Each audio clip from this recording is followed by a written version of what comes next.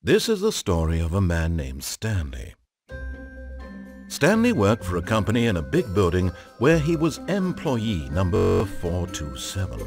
Employee number 427's job was simple. He sat at his desk in room 427 and he pushed buttons on a keyboard. Orders came to him through a monitor on his desk, telling him what buttons to push, how long to push them, and in what order. This is what employee 427 did every day of every month of every year. And although others might have considered it soul-rending, Stanley relished every moment that the orders came in, as though he had been made exactly for this job. And Stanley was happy. And then one day, something very peculiar happened. Something that would forever change Stanley. Something he would never quite forget. He had been at his desk for nearly an hour when he realized that not one single order had arrived on the monitor for him to follow. No one had showed up to give him instructions, call a meeting, or even say hi. Never in all his years at the company had this happened, this complete isolation. Something was very clearly wrong. Shocked, frozen solid, Stanley found himself unable to move for the last time.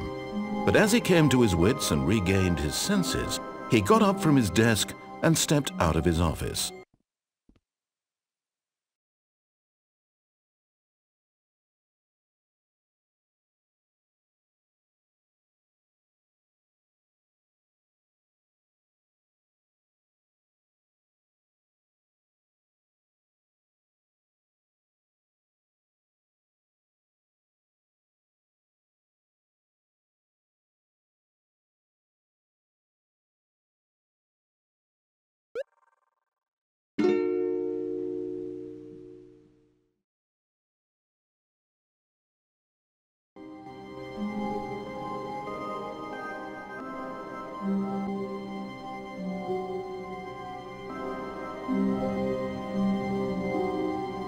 All of his co-workers were gone. What could it mean? Stanley decided to go to the meeting room. Perhaps he had simply missed a memo.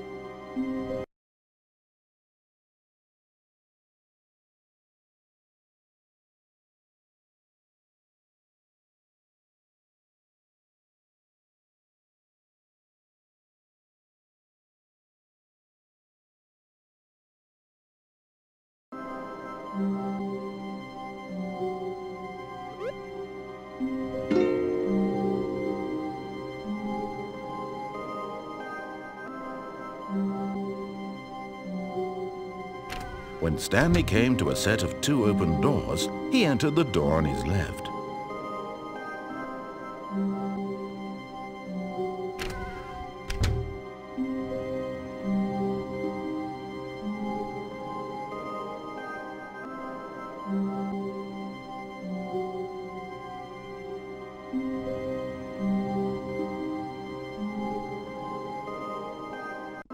Yet there was not a single person here either. Feeling a wave of disbelief, Stanley decided to go up to his boss's office, hoping he might find an answer there.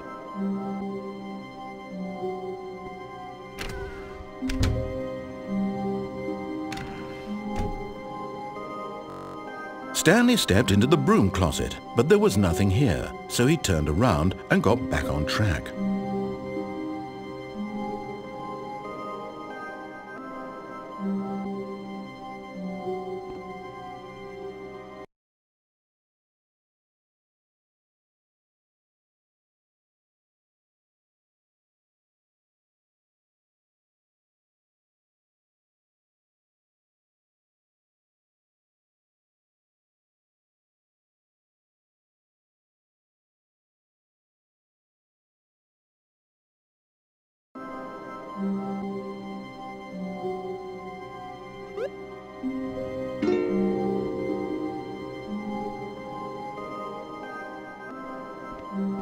Coming to a staircase, Stanley walked upstairs to his boss's office.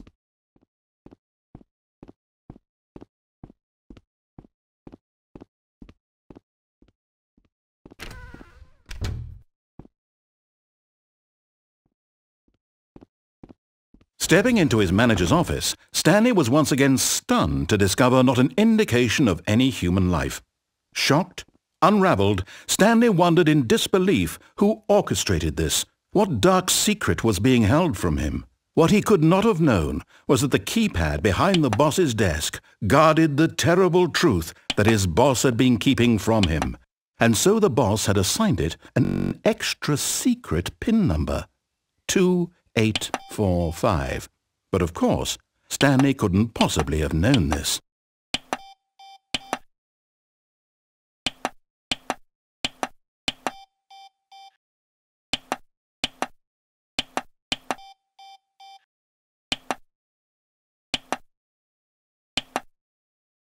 Yet incredibly, by simply pushing random buttons on the keypad, Stanley happened to input the correct code by sheer luck. Amazing! He stepped into the newly opened passageway.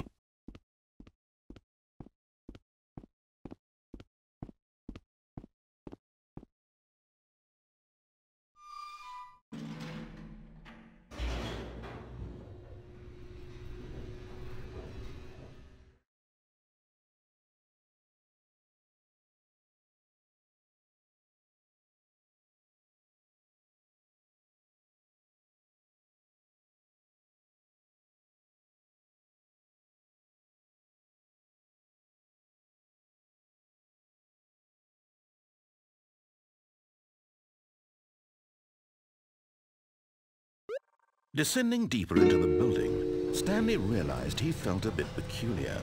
It was a stirring of emotion in his chest, as though he felt more free to think for himself, to question the nature of his job. Why did he feel this now, when for years it had never occurred to him? This question would not go unanswered for long.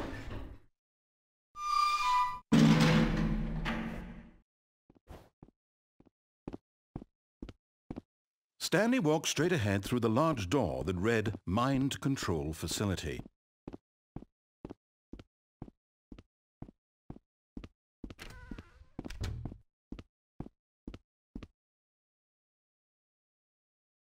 The lights rose on an enormous room packed with television screens. What horrible secret did this place hold? Stanley thought to himself. Did he have the strength to find out?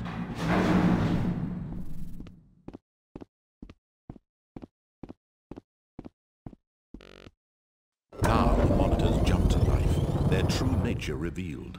Each bore the number of an employee in the building, Stanley's co-workers. The lives of so many individuals reduced to images on a screen, and Stanley, one of them, eternally monitored in this place where freedom meant nothing.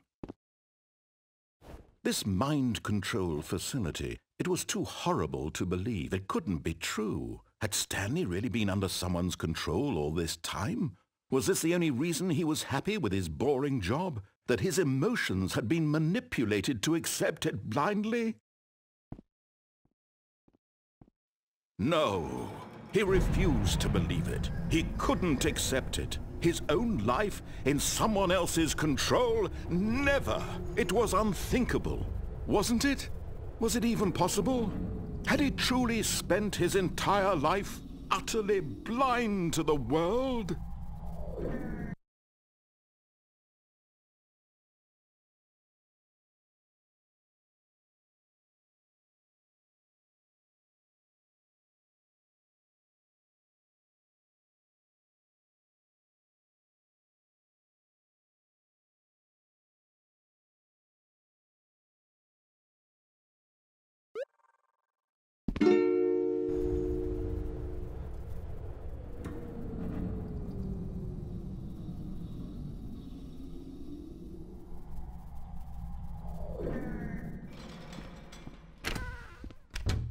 But here was the proof, the heart of the operation.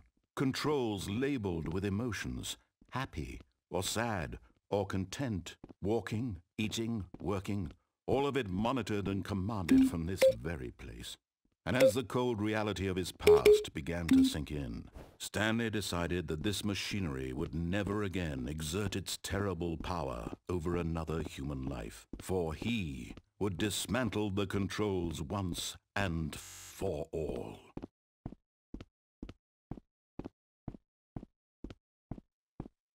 And when at last he found the source of the room's power, he knew it was his duty, his obligation, to put an end to this horrible place and to everything it stood for.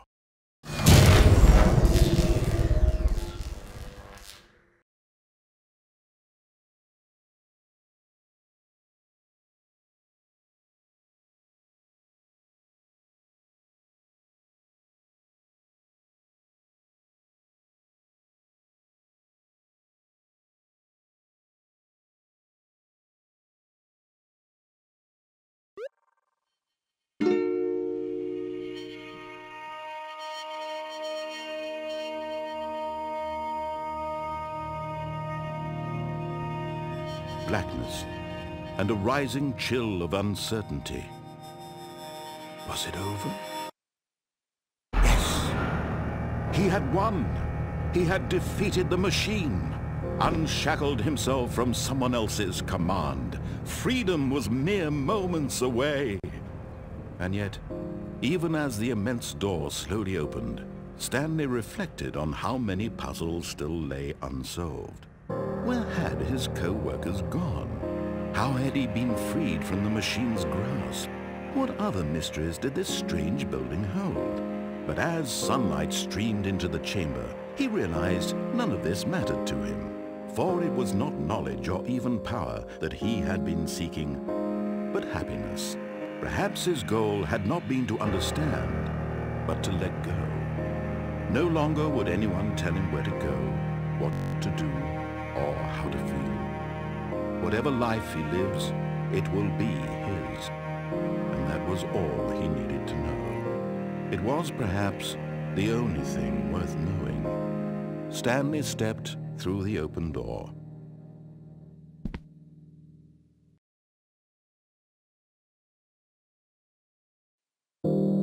Stanley felt the cool breeze upon his skin, the feeling of liberation, the immense possibility of the new path before him. This was exactly the way, right now, that things were meant to happen. And Stanley was happy.